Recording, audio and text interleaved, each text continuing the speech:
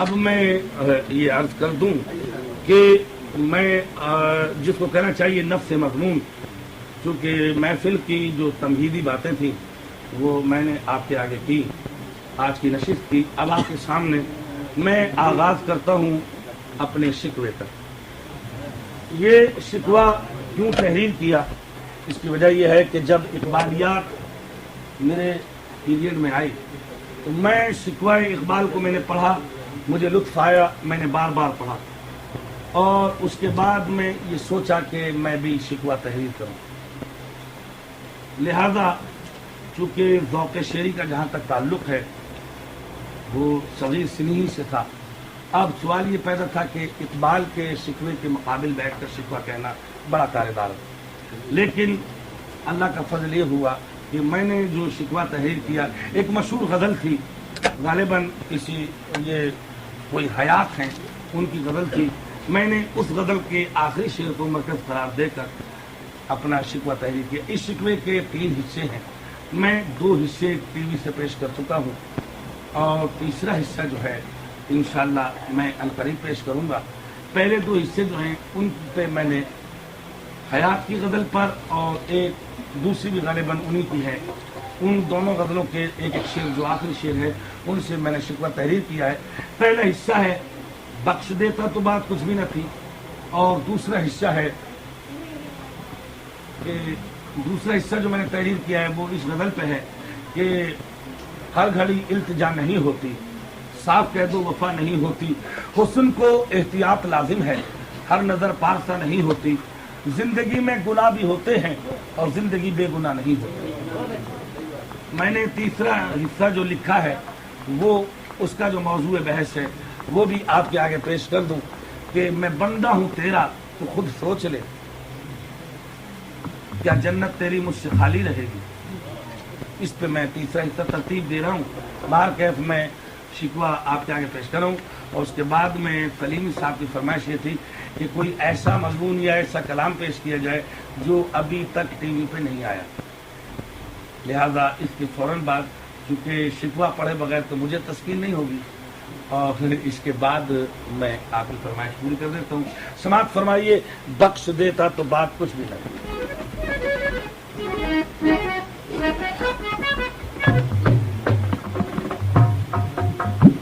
اس میں سلیم بھائی وہ کچھ باتیں ایسی ہیں جو نہ ریکارڈ میں آئی اور نہ کبھی آپ نے پہلے سنی۔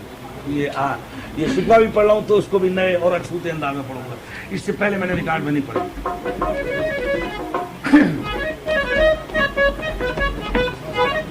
اقبال کے شکوے کا تعلق ہے مسلمان اور خدا کا تخاطب۔ میں نے اپنے شکوے کا مرکز رکھا ہے انسان اور خدا۔ علامہ نے مسدس کی شکل میں اور میں نے غزل کو مرکز قرار دے کر اس پر بحث کی ہے۔ باہر کے انداز دونوں کا شکوے کا ہے۔ علامہ کا شکوہ آپ نے پڑھا ہے، اس کا جواب ہی نہیں، یہ میں یہ سمجھوں گا کہ میں نے علامہ کی نظر میں یہ بات کہی ہے۔ سماعت فرمائیں، بخش دیتا تو بات کچھ بھی نہ تھی۔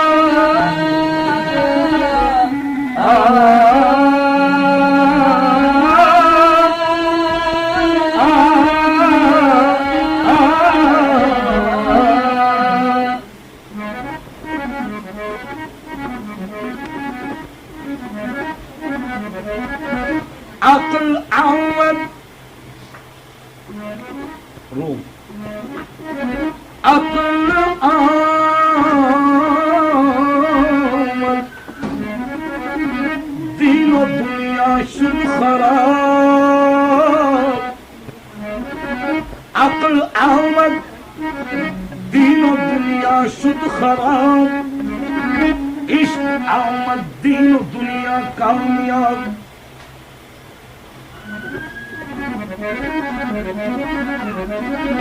شاد باش اے عشق خوش سودائے ماں، اے طبیب جن علت ہائے ماں. کہ عشق آسان مدول ولے استاد مشکل ہے. میاں نے عاشق و معشوق رمزیز، کرام کاتبین ہم خبر میں کہتے ہیں عشق نام کے گزرے تھے ایک بزرگ.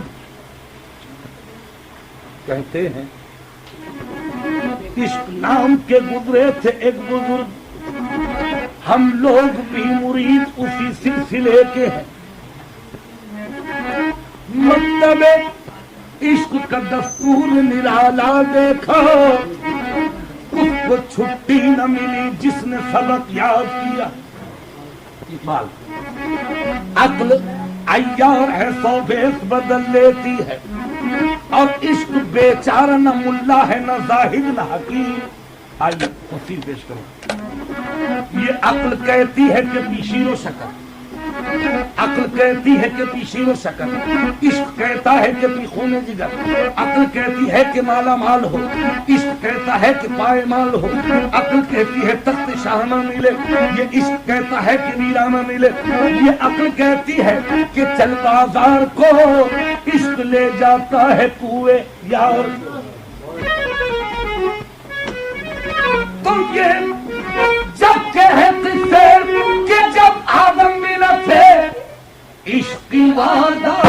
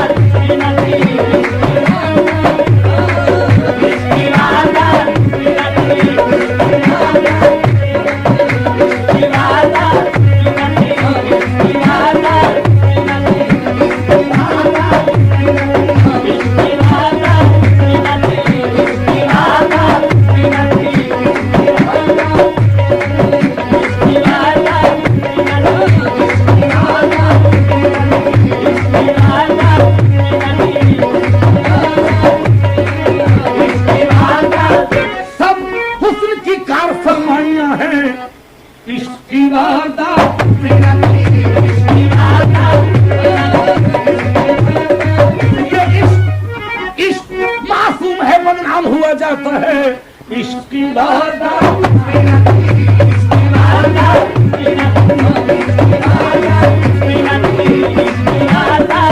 کسی کی کھال کھچوائی، کسی کو سولی دلوائی، عشق کی وعدہ.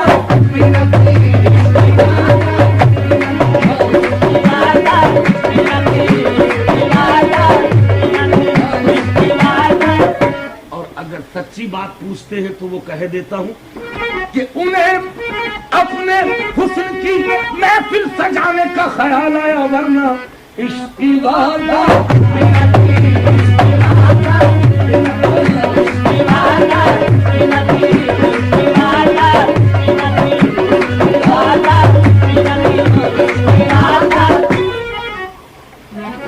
میں نے ابھی ایک بات کہی کہ عشق معصوم ہے.